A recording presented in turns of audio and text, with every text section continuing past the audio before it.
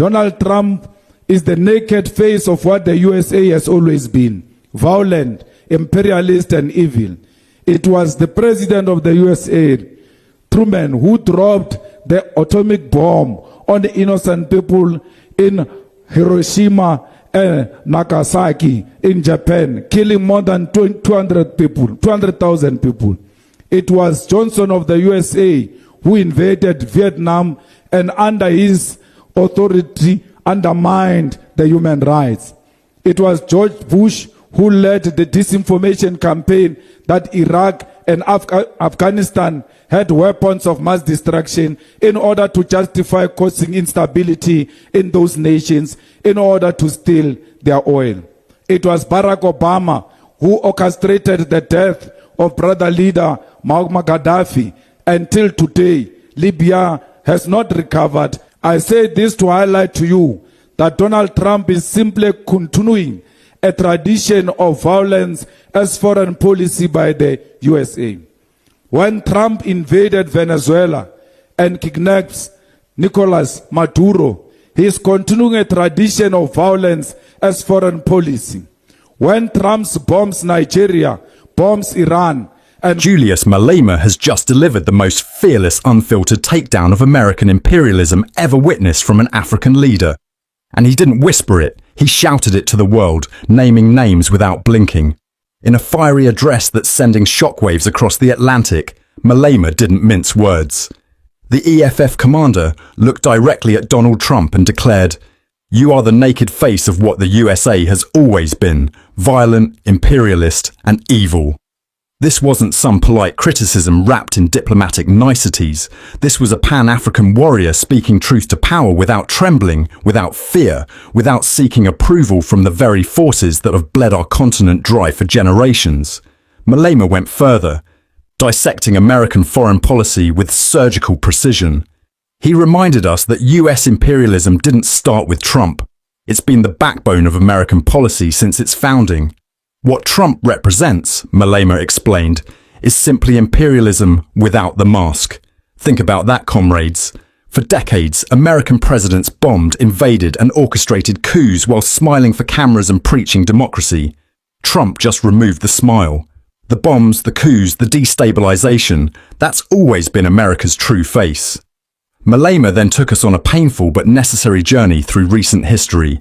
Libya, a prosperous African nation reduced to a failed state with open slave markets after US-backed intervention.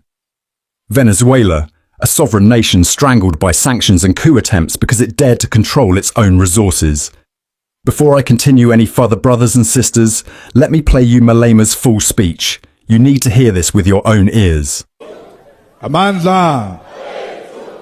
Viva EFF, viva! Viva EFF, viva! Long live the undying spirit of Winnie Mandela, long live! Long live the fighting spirit of Winnie Mandela, long live! Malibongwe! Igama lamakosikazi! Roar, young lions, roar! Roar, young lions, roar! Long live the undying spirit of Peter Mokaba, long live! Commissars, those who have claimed that Marxism and Leninism are outdated ideas are now confronted with the highest prophecies of Marx and Lenin. That is the rise of imperialism as the highest form of capitalism. The Western and capitalist world is beginning to eat itself alive, and the anchor that will destroy Western society is the very nation that has been the most aggressive in its capitalism, the USA. As capitalism collapses, there is a growing sense that we are returning to the age of colonialism and domination through military strength rather than cooperation and consensus. The stage we are in is what Lenin refers to as the final stage of capitalism, destiny of crisis and collapse. The USA is currently in pursuit of territorial divisions of the world in order to control global markets and provide greater influence of global corporations over the natural resources of society. It is a nation led by paranoid and possibly mentally ill individual who has no regard for international law, for the logic of economy, and for the science of politics. As a result, we are all faced with a crisis because for too long, capitalism has been dominating economic order of the world. As socialists, it is our duty in this moment to see the silver lining, and that is, as capitalism collapses, we are given an opportunity to usher in a new world order based on equality, prosperity for all, and the return of the means of production into the hands of the people. We must not view the current international moment as one of despair, but within it, we must mobilize resistance, solidarity, and a new era of humanity. This new era is one where the USA no longer exists as the so-called leader of the free world. It is a new era where humanity must speak boldly against the presence of US military bases in foreign countries. It is a new era wherein we must divorce the global economy from dependency on the dollar. It is an era where we technological advancement and military capacity must be built by all nations so that we can defend ourselves against the threat of US imperialism. Comrades, inasmuch as Donald Trump is a manifestation of tyranny and fascism, he is not a major departure from the core of what represents the character of the USA. The USA has always been imperialistic. The USA has always been a destabilizing force in the world. What has changed is that the leader of the USA today pursue the destructive policies of the USA openly without pretending to be seeking peace. Donald Trump is the naked face of what the USA has always been: violent, imperialist, and evil. It was the president of the USA, Truman, who dropped the atomic bomb on the innocent people in Hiroshima and Nagasaki in Japan, killing more than 200,000 people. It was Johnson of the USA who invaded Vietnam and under his authority undermined the human rights. It was George Bush who led the disinformation campaign that Iraq and Afghanistan had weapons of mass destruction in order to justify causing instability in those nations in order to steal their oil. Fellow fighters, it was Barack Obama who orchestrated the death of brother leader Muammar Gaddafi. Until today, Libya has not recovered and our African brothers are sold in a slave trade in that region. I say this to highlight to you that Donald Trump is simply continuing a tradition of violence as foreign policy by the USA. When Trump invaded Venezuela and kidnaps Nicolas Maduro, he is continuing a tradition of violence as foreign policy. When Trump bombs Nigeria, bombs Iran, and finds genocides of people of Palestine by Israel, he is continuing U.S. policy of violence as a means to entrench U.S. imperialism. I've said this before, that any expectation that after Donald Trump's term comes to an end, that our relationship with the USA will stabilize is misplaced. Donald Trump is an extension of a history of destructive U.S. foreign policy, and as long as South Africa stands with Palestine, then we will never know peace. It is therefore important to be aware of this as we head to local government elections here in South Africa, and be aware of the possibility of U.S. interference in our elections, be it through funding our ideological opponents, attempting to fracture our democracy using tribal lines and traditional leaders, or actively pursuing the imprisonment of leaders of the left in our country. This election is not one that will be purely domestic, especially considering the propaganda machinery deployed against South Africa of a non-existent white genocide. We must begin to prepare ourselves for the West, as the USA is determined to punish South Africa for standing up against apartheid Israel. We must never surrender, even in the face of imperialism or death. We must never be shaken, and we must never compromise our sovereignty to please the United States of America. Commissars and fighters, the conditions facing our people in South Africa have become more dire. That starvation has become a prominent cause for death. Central to the crisis confronting our nation is collapsing municipalities which are unable to conduct basic service delivery and have become increasingly dependent on tendering and consultancy firms. Municipalities in South Africa are run by officials, and elected public representatives account to these officials more than they do to the people who elected them. City managers, CFOs, and COOs are the government of the day, and these individuals control politicians by colluding with them in crippling our municipalities.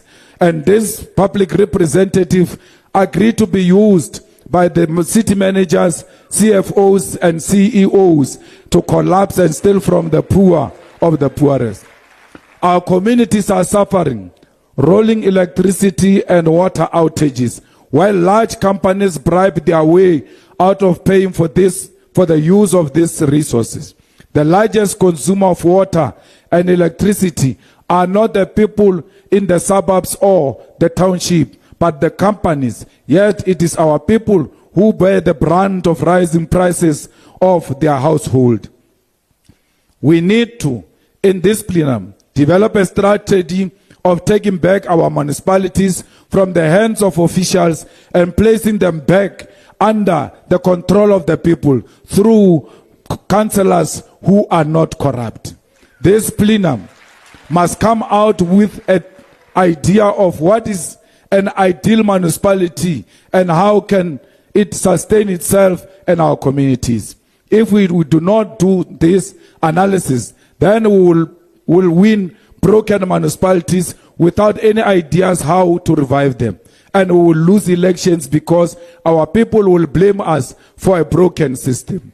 Comrades, over and above that, the budget, after budget, it is the EFF which stands alone to call out how equitable share model of national treasury works, which allocates least amounts of money to municipalities, which is illogical and outdated. The logic of national treasury, which presumes that municipalities can sustain themselves through revenue collection and presumes that municipalities are resilient across the board, is a recipe for failure. We need to review the equitable share model, which subject the coal face of service delivery, which is municipalities, to smaller allocation than provincial and national government. The presumption that rural and township municipalities ought to sustain themselves through revenue collection alone in the same way metropolitan areas do is tragic, especially considering that the residents in rural and township municipalities are largely unemployed. We must never get tired of making this point, because at the center of the collapse of our municipality is national treasury, is illogical fiscal planning around our state infrastructure. Comrades, as much as we may be pleased with the victories of eliminating the expiry of data, there is a bigger war we need to wage against the price for electricity. It has become a norm that every quarter NERSA announces a hike in electricity prices, condemning our people to a life of misery and hardship. We must, at the center of our elections campaign, put the crisis of the cost of electricity. Enough is enough. Our people cannot go on like this without any form of action. Comrades, it is a lie that we must dispel now that load shedding has ended in South Africa. It has simply been given another name called load reduction. It is as bad as load shedding. We cannot, as leaders of society and as the media, participate in a state-sponsored lie that South Africa has recovered from electricity crisis. To do so will be to form part of misinformation and the election strategy of the former liberation movement, which will be based on the lie that they fixed a problem which they created in the first place. A week does not pass without a blackout of electricity in one community or another in South Africa. The people of Soweto live a life of darkness while we accept a lie that things have been turned around. We must champion these struggles, and this plenum must emerge with a concrete strategies on how we will rescue communities from darkness. Comrades, the challenges of hunger are destroying our communities. It pains my heart when I hear that children in the Eastern Cape have died of hunger. We must, as branches, identify families who are in need, as it is not an African that children can die of hunger while they exist in a community. This must be an adopted program of each and every branch and sub-region of the EFF, and those families must be helped without exposing them or humiliating them for social media.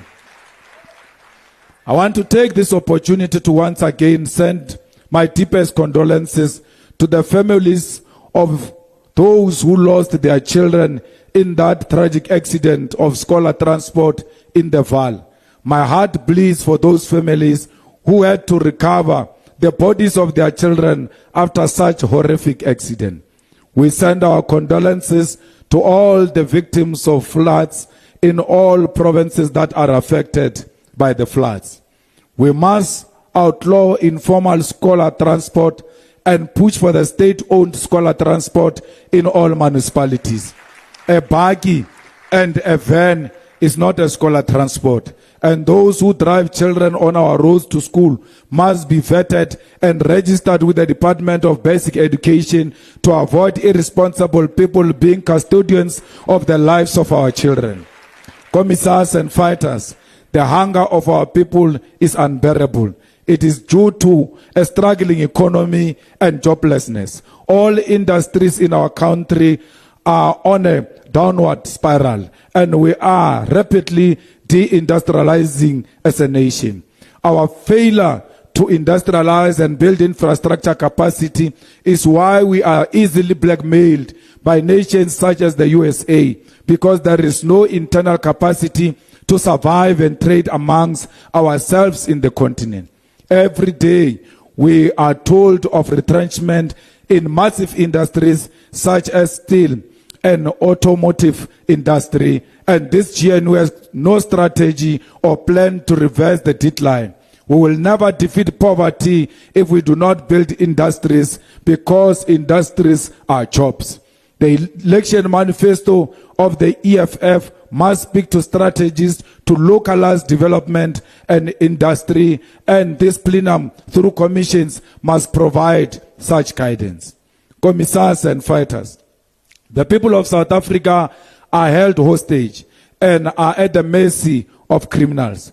Week after week, we witness mass shooting in the city of Cape Town, which is led by the DA, and there is no solution to that crisis.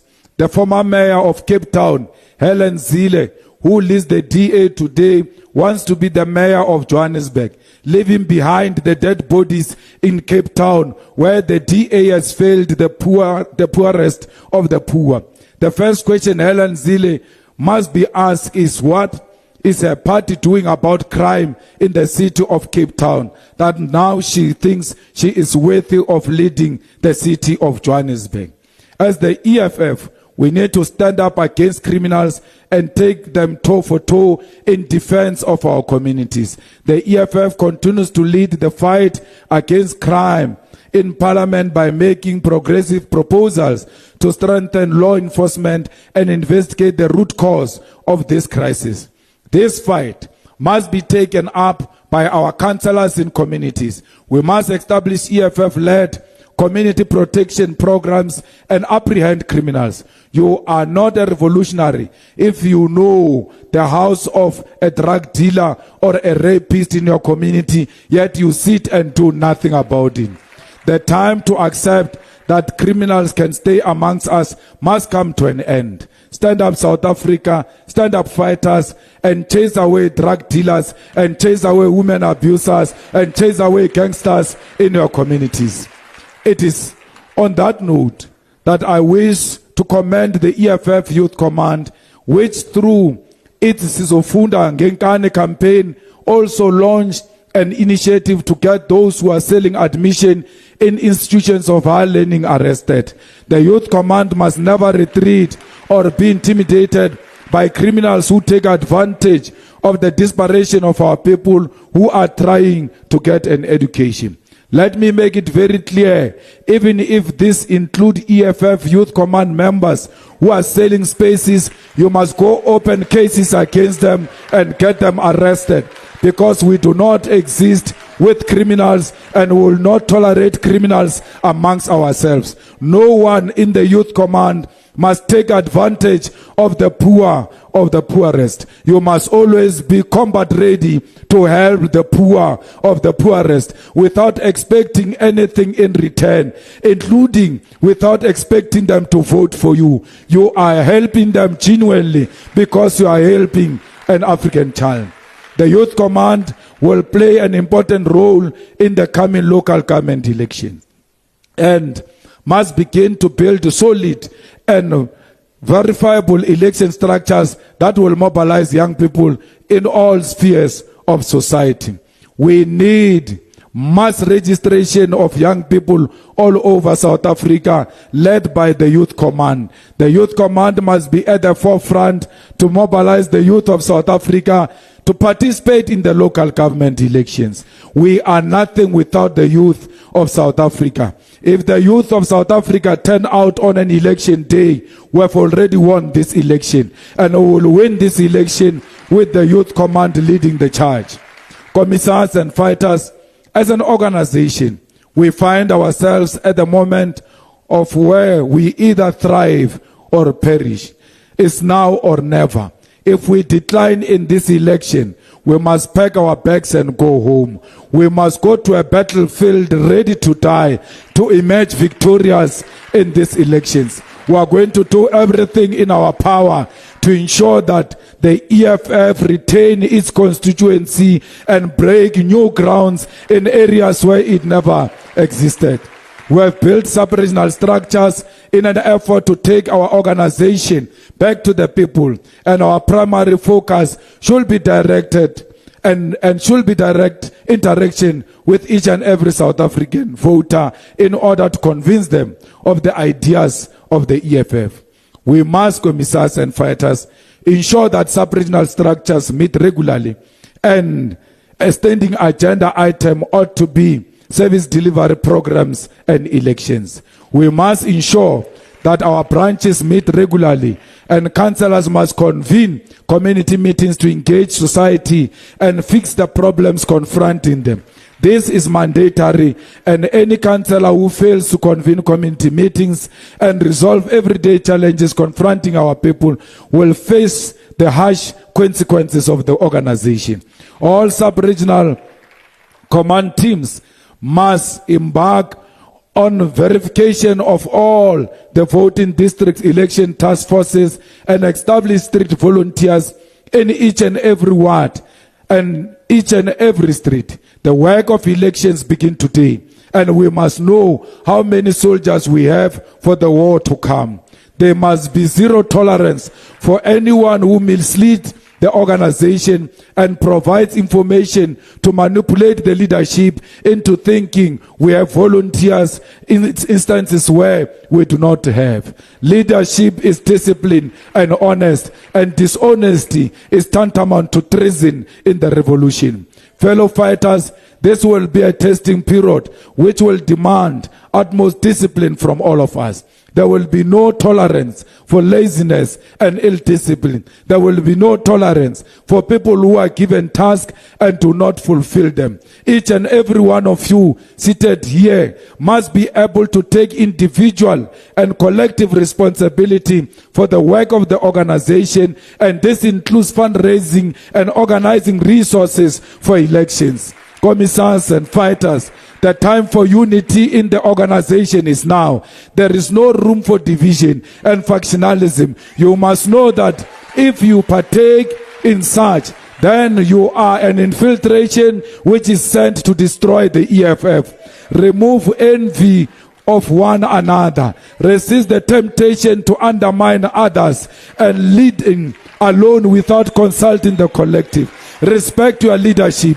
Know that the EFF is a party that leads and government follows. We don't take government responsibility to be the responsibility replacing those of the party. The party leads, government follows. As long as we've got an organization, there will always be a government. Fellow fighters, we need to ensure that we promote the organization above everything else, and as our constitution guides us, avoid taking personal glory for the work of the collective. As we enter this phase of election, you must avoid using I did Malemaville.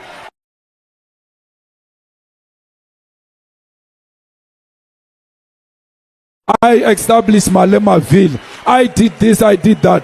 Why didn't you establish Malemaville when you were in primary? Why didn't you establish Malemaville when you were in the youth league? Why did you wait for the EFF to encourage people to occupy the land and take over the land and stay in those pieces of land for you to now claim to be a hero in the area where you come from? Avoid personal glory and always promote organizational collective glory over victories that are won in the organization.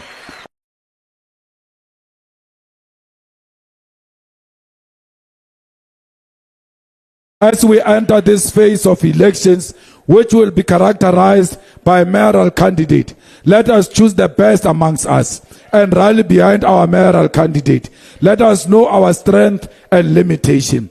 The mayoral candidates of the EFF will not automatically be a leader of a sub-region or a province or even the CCT, but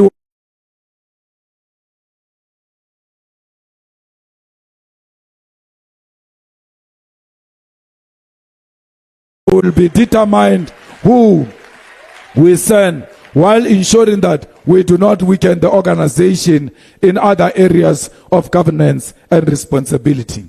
Let us discuss here in this platinum the caliber of an EFF mayor, because the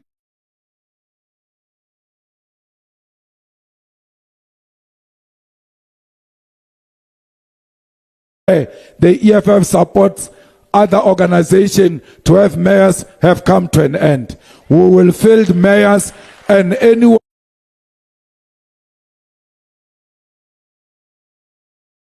who wants to negotiate with the EFF must know that the EFF wants mayorship. To our MMCs, it may